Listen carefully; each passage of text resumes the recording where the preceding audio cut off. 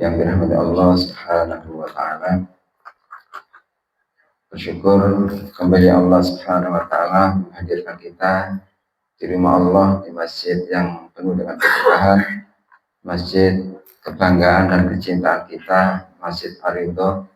Semoga Allah limpahkan semua yang hadir di majelis, yang ikut jamaah salat subuh, dan mudah-mudahan juga termasuk keluarga kita dilimpahkan sehat walafiat lahir batin. Allah berikan kita panjang umur, rezeki yang halal, banyak dan barokah.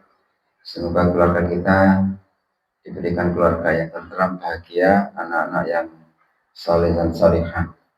Semoga Allah Subhanahu wa taala jauhkan kita dari segala hal-hal yang tidak kita inginkan, dan mudah-mudahan kita senantiasa diberikan Allah Subhanahu wa taala istiqomah dalam ketaatan pada Allah Subhanahu wa taala.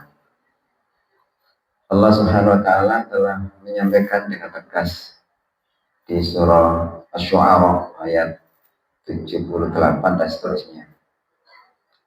Itu pernyataan yang telah dinyatakan dengan tegas oleh Nabi Ibrahim alaihissalam. Nabi Ibrahim itu sosok Nabi yang menjadi teladan kita, umat baginda Rasulullah SAW. Ketika Nabi Ibrahim punya putra satu-satunya, Nabi Ismail, yang didambakan sejak lama sekali oleh Allah Subhanahu wa taala, tiba-tiba Allah memerintahkan kepada Ibrahim untuk menaruh istrinya dan anaknya yang masih bayi di satu lembah yang tidak ada penghidupan sama sekali, biwadin ghairi syar'in, di tempat lembah yang tidak ada kehidupan. Ini hal yang tidak masuk akal, karena tidak ada jatah makanan yang cukup untuk kehidupan anaknya yang masih kecil. Tapi Nabi Ibrahim punya tekad yang sangat kuat dalam dirinya, keyakinannya.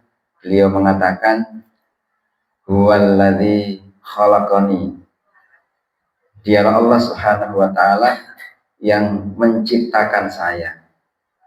Allah kalau sudah menciptakan makhluknya, pasti Allah memberikan jatah rezeki. Tidak mungkin manusia atau makhluk yang hidup, yang melata di muka bumi, tidak ada jatah rezekinya. Karena itu tidak usah khawatir dengan penghidupan yang Allah sudah ciptakan kita sebagai hamba Allah, sebagai manusia. Bahkan menyatakan fahuwa yahdin, dialah Allah Subhanahu wa taala yang menunjukkan saya. Jadi Allah yang menciptakan kita semuanya, dan Allah pula yang memberikan petunjuk hidup kepada kita semuanya. Setelah Allah ciptakan kita, Allah juga berikan petunjuk bagaimana supaya hidup kita ini surprise, hidup kita ini bisa selamat, bahagia, terarah sesuai dengan tujuan Allah menciptakan manusia. Allah yang memberikan hidayah kepada manusia kalau kita ingin mendapatkan hidayah. Karena tidak semua yang Allah ciptakan kemudian Allah berikan hidayah, tergantung orang yang mau berupaya mencari petunjuk hidayah dengan jalan berupaya istiqomah dalam kebaikan, dalam ketaatan, dalam ketakwaan kepada Allah Subhanahu wa taala. Jadi Nabi Ibrahim menegaskan, Allah yang menciptakan saya, pasti Allah telah mencukupi, telah merawat, menjaga saya. Bahkan saya di sini itu atas petunjuk Allah, bukan karena kemauan saya sendiri. Jadi hidup itu kan bukan mau-maunya kita, tapi karena maunya Allah, kehendaknya Allah. Kalau Allah yang menghendaki, insya Allah semuanya baik-baik saja.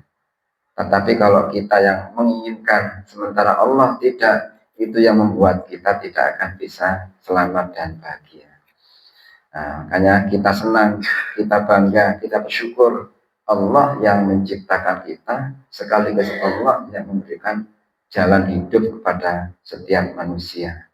Bagi siapa saja yang ingin mendapatkan petunjuk, ke jalan yang benar. Nah, itu yang pertama sebagai prinsip hidup. Yang kedua, walladzi huwa yut'imuni wa yaskin. Dialah Allah Subhanahu wa taala yang memberikan makan dan minum kepada saya. Nah, ternyata makan minum yang setiap hari kita makan, kan kita ini tiap hari tidak lepas ya setidaknya 2 kali, pagi, sore, atau pagi, siang, malam, jatah rezeki yang setiap hari kita makan ini tidak terasa. Ternyata Allah yang memberikan makan dan Allah pula yang memberikan minum. Setiap hari kita makan minum yang tidak pernah berhenti. Itu ternyata yang memberikan makan minum adalah Allah Subhanahu wa taala. Tentu tidak ujuk-ujuk datang di meja tempat kita dengan melalui kita berikhtiar, berupaya, berusaha. Dan itu kan telah dialami oleh Siti Hajar ketika lari dari Bukit Sofa ke Bukit Marwah. Berapa kali itu, Pak? 7 kali. Yang pernah haji, umroh, itu pasti ritual syai itu dijalani ya, dari Bukit Sofa ke Marwah. Apa yang dicari oleh Siti Hajar waktu itu? Air, supaya bisa minum. Anaknya yang sudah nangis sehari-hari, tidak ada jatah makan, tidak ada jatah minum, sementara Siti Hajar itu ingin menetekkan apa ya, menyusukan bayinya sudah nggak keluar, sehingga bingung mencari air kemana-mana. Ya akhirnya lari ke Sofa ke Bukit Marwah untuk mendapatkan air, tapi ternyata di sana ada air nggak ada. Ternyata air itu ada di kakinya anaknya sendiri. Nah itu kan ternyata tidak mesti rezeki itu dari hasil usaha kita benar-benar, tetapi karena pemberian Allah Subhanahu wa taala. Usaha itu harus wajib, tapi tidak wajib rezeki kita dari hasil usaha kita.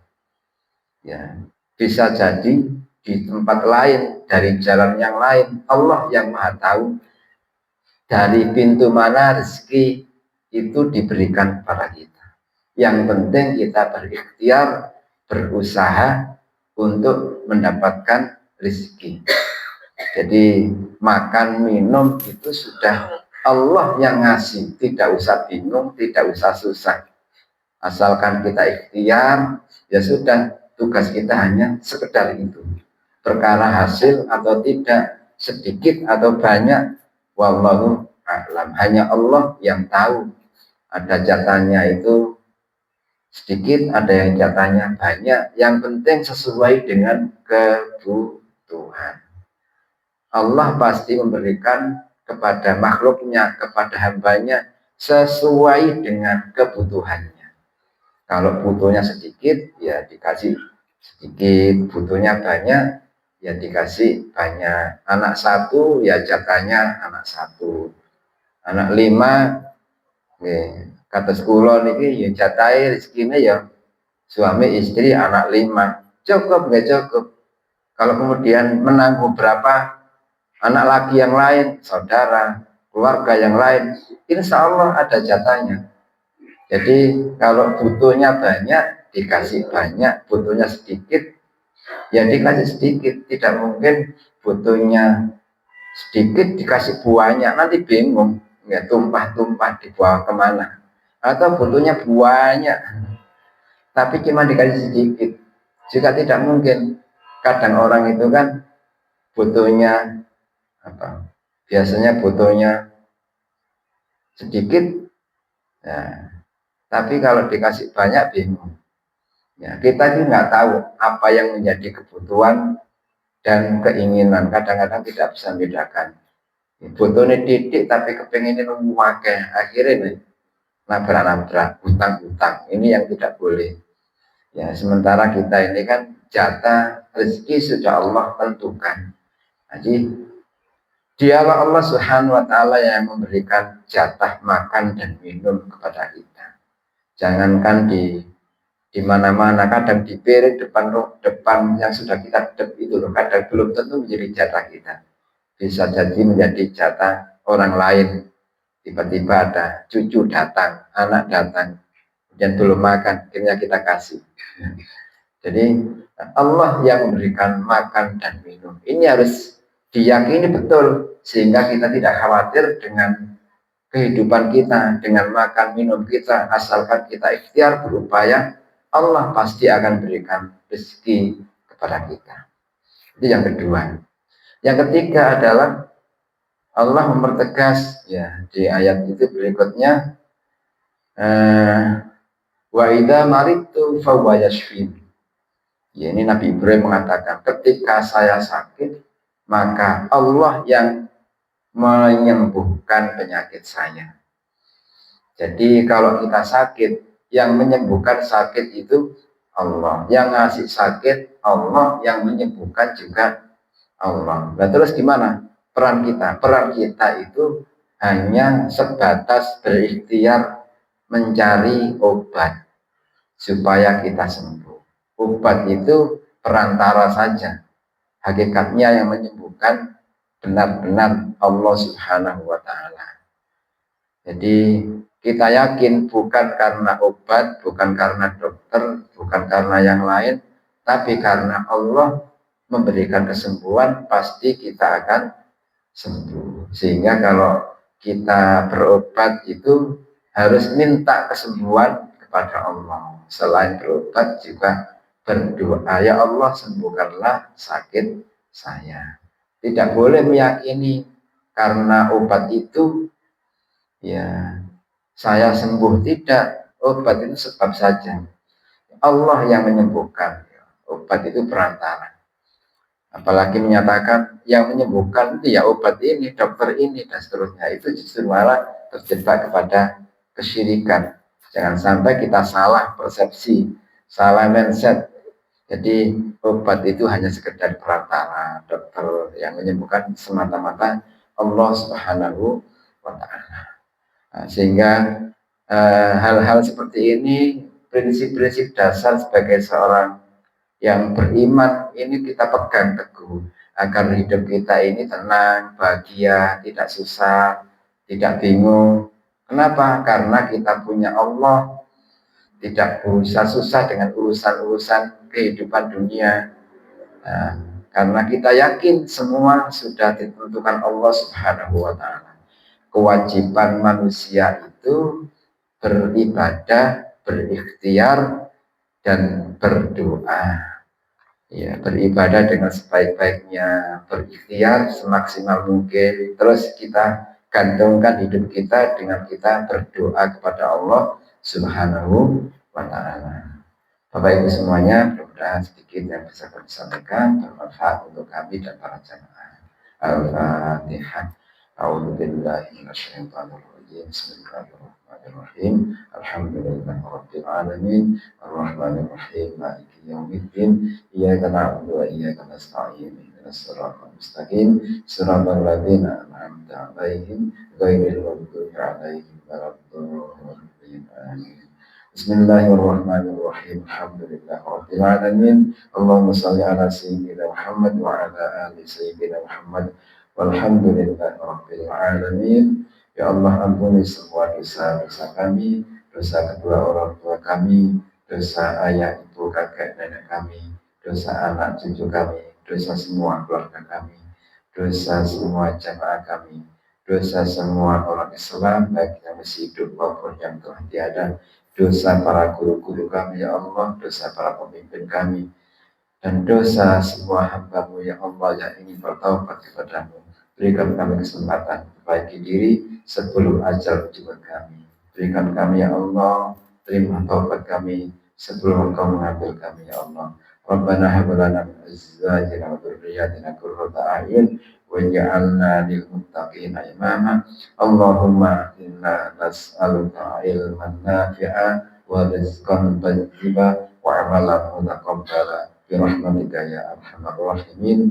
Rabbana atina fid dunya hasanah wa fil akhirati hasanah wa qina adzabannar. Sallallahu ala sayyidina Muhammad wa ala ali sayyidina Muhammad walhamdulillahi rabbil alamin. Amin ya rabbal alamin. Subhanaka Allahumma subhanakallahumma wa bihamdika asyhadu an la ilaha illa anta astaghfiruka wa atubu ilaik. Assalamualaikum warahmatullahi wabarakatuh.